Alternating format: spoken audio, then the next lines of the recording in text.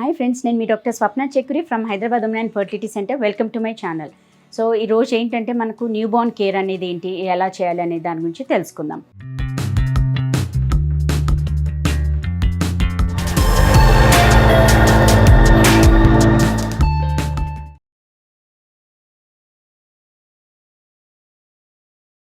So ఇమ్మీడియట్గా baby పుట్టంలోనే baby ఏంటంటే టోటల్గా వర్నిక్స్ కేసియస్ అంటే థిక్ జెలాటినస్ మెటీరియల్, అంటే కొంచెం ఫ్యాటీ మెటీరియల్తో కవర్ అయి ఉంటారు. కవరేజ్ ఏంటంటే దాన్ని మనం వర్నిక్స్ కేసియస్ అంటాము. ఆ వర్నిక్స్ కేసియస్ అనేది ఏంటంటే బేబీకి స్కిన్ అంటే లైక్ ఇన్ఫెక్షన్స్ రాకుండా ప్రొటెక్షన్ బ్యారియర్ లాగా హెల్ప్ అవుతుంది. సెకండ్ థింగ్ ఏంటంటే బేబీని వెచ్చగా వార్మ్త్ ఉండేటట్టుగా హెల్ప్ అవుతుంది. సో ఇమీడియట్గా ఆఫ్టర్ డెలివరీ తర్వాత ఏంటంటే యూజువల్గా కోకోనట్ ఆయిల్ అట్లా పెట్టేసి బేబీని మొత్తం క్లీన్ చేస్తారు. సో వర్నిక్స్ కేసియస్ అనేది రిమూవ్ చేస్తాము. That's one thing. సెకండ్ ఏంటంటే మనకు బేబీది ఏంటంటే డైరెక్ట్గా కింద ఏనల్ రీజన్ కాకుండా ఫస్ట్ చెస్ట్, తర్వాత యాక్సిల్ చంకల్లో, తర్వాత వెనకల అంటే బ్యాక్ వీపు భాగము, దాని తర్వాత థైస్ అండ్ లెగ్స్. సో ఈ ఆర్డర్లో మనం క్లీన్ చేయండి అని చెప్తాము. And always use non alcohol free wet tissue paper. అంటే ఇప్పుడు మనకు మార్కెట్లో చాలా టిష్యూ పేపర్స్ వెట్ వైప్స్ వస్తున్నాయి. సో ఆ వెట్ వైప్స్ కూడా మీరు తీసుకునే ముందులో చూసుకోవాలి, అంటే అందులో స్పిరిట్ బేస్డ్ కానీ ఆల్కహాల్ బేస్డ్ కానీ ఉంటే అది తీసుకోకుండా జస్ట్ స్టెరైల్ వాటర్ది ఉన్న వెట్ వైప్స్ మాత్రమే వాడుకోవాలి. ఎందుకోసం అంటే మనకు స్పిరిట్ కానీ ఆల్కహాల్ బేస్డ్ ఉంటే ఏంటంటే మనకు బేబీ స్కిన్ చాలా సెన్సిటివ్, డెలికేట్గా ఉంటుంది. ఆ స్కిన్ అంటే అలాంటి అంటే ఆల్కహాల్ బేస్డ్ వెట్ వైప్స్తో క్లీన్ చేస్తే ఇరిటేషన్ వచ్చి కూడా ర్యాషెస్ వచ్చి అండ్ స్కిన్ డ్యామేజ్ అయ్యే ఛాన్సెస్ ఉంటుంది. So sterile water based wet wipes తీసుకోవడం బెటర్ ఆప్షన్. అండ్ వాళ్ళు మోషన్కి వెళ్ళినప్పుడల్లా కూడా మీరు వెట్ వైప్స్తో క్లీన్ చేయండి అంటాము.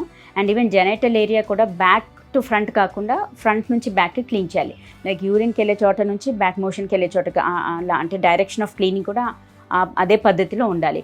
బ్యాక్ టు ఫ్రంట్ క్లీన్ చేస్తే ఏమవుతుందంటే మనకు మోషన్ దగ్గర ఉన్న బ్యాక్టీరియా అవన్నీ కూడా ఫ్రంట్ యూరినరీ స్పేస్కి వెళ్ళినప్పుడు యూరినరీ ట్రాక్ట్ ఇన్ఫెక్షన్స్ అయ్యి వచ్చే ఛాన్సెస్ ఉంటుంది. So always clean from front to back. That is one more best tip. And most important ఏంటంటే చాలామంది అడుగుతుంటారు బేబీ పుట్టంలోనే స్నానం చేయించవచ్చు అనేది. యూజువల్గా అరౌండ్ 1 వీక్ 10 days వరకు స్నానం కాకుండా జస్ట్ స్పంజ్ బాత్ చేయించండి అంటాము. బికాస్ స్నానం చేయించేసరికి ఏంటంటే మనకు బేబీ పైన ఆ ప్రొటెక్టివ్ లేయర్ అంతా కంప్లీట్గా వీన్ ఆఫ్ అయిపోతుంది. అండ్ బేబీ టెంపరేచర్ అనేది కూడా తగ్గే ఛాన్సెస్ ఉంటుంది, హైపోథర్మియా అంటాం.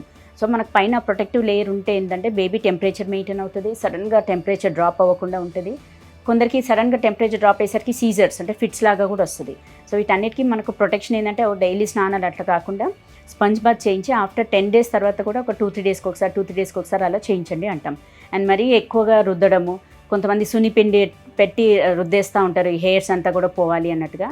అలా రఫ్ ఇంగ్రీడియంట్స్ అనేది యూస్ చేయొద్దు. చాలా మైల్డ్ బేబీ సోప్స్, షాంపూస్ అన్నీ వస్తున్నాయి, దాంతో వాష్ చేసుకోవడం బెటర్. అండ్ ఇంకోటి ఏంటంటే ఫస్ట్ ఆఫ్ ఆల్ బేబీది హోల్ బాడీ బాత్ అయ్యాక లాస్ట్ హెడ్ బాత్ చేయించాలి. అండ్ తలపైన ఎందుకోసం అంటే లాస్ట్కి ఎందుకు అంటామంటే తలపైన వాటర్ పోయంగలోనే బాడీ టెంపరేచర్ అంతా కూడా బయటికి వెళ్ళిపోతుంది. సో సడన్గా టెంపరేచర్ డ్రాప్ అయ్యి ఫిట్స్ వచ్చే ఛాన్సెస్ ఉంటుంది.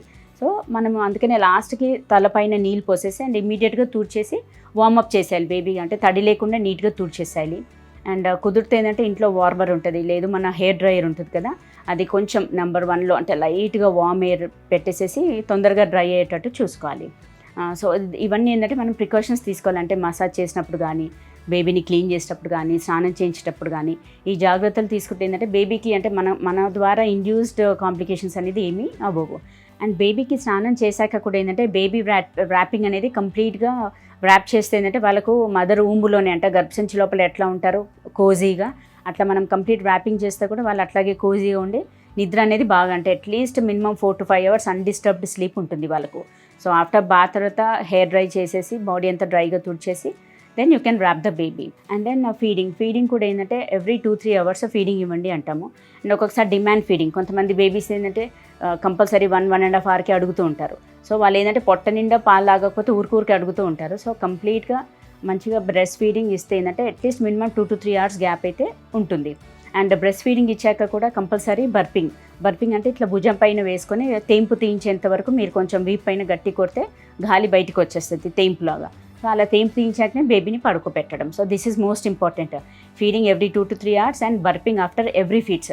మనం బర్పింగ్ చేయించకుండా అంటే తేంపు తీయించకుండా అట్లాగే పడుకోబెడితే ఏమవుతుందంటే ఒకసారి వాళ్ళు నిద్రలో వామిటింగ్ చేసుకుంటారు, మళ్ళీ అదే ఊపిరితిత్తులలోకి పోయి యాస్పిరేషన్ అవుతుంది. సో అలా కాకుండా మనం కంపల్సరీ తేంపు తీయించాకనే పడుకోబెట్టాలి. మార్నింగ్స్ అందరూ ఉంటారు హెల్ప్కి, బట్ ఎస్పెషల్లీ నైట్స్ మాత్రం చాలా కేర్ఫుల్గా ఉండాలి. Because so many babies asphyxiated aspiration అయ్యి వస్తూ ఉంటారు. అలా కాంప్లికేషన్స్ అవ్వకుండా ఈ జాగ్రత్తలు తీసుకోవాల్సిందే. సో ఫ్రెండ్స్, ఈ వీడియోలో ఏంటంటే మనకు జస్ట్ పుట్టిన బేబీకి తీసుకోవాల్సిన జాగ్రత్తల గురించి తెలుసుకున్నాము.